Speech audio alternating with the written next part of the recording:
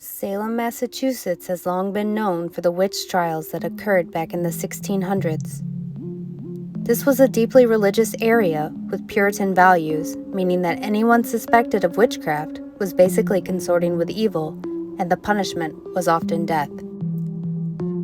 Citizens began to accuse one another of what they considered evil practices as a way to remove someone they didn't particularly like from society.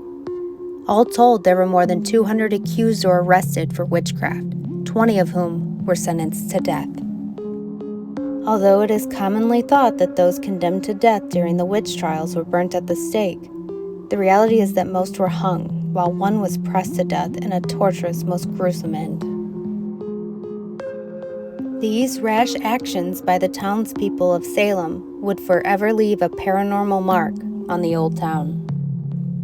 The sole person sentenced to death by pressing was named Giles Corey, a man accused of being a dark warlock. After his death, he was buried in an unmarked grave in Howard Street Cemetery, where his apparition has been seen for centuries, with the first appearance occurring shortly after his death.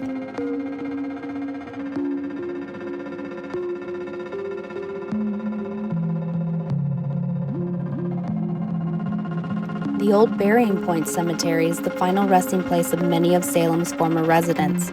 One such resident buried in the cemetery is known as Hanging Joe, the head of judges during the trials. He was not a nice man. His legacy is marred by his handling of the trials. It is said that he still haunts the cemetery to this day. The most famous location said to be haunted in Salem is known as the Witch House. It is the former home of Judge Corwin, the main judge who sentenced the accused witches to death. The old house-turned-museum is a hotspot for paranormal activity. One apparition said to often be seen wandering the halls is that of a woman thought to have been sentenced to the gallows all those years ago. Thank you so much for watching. If you like this video, please subscribe.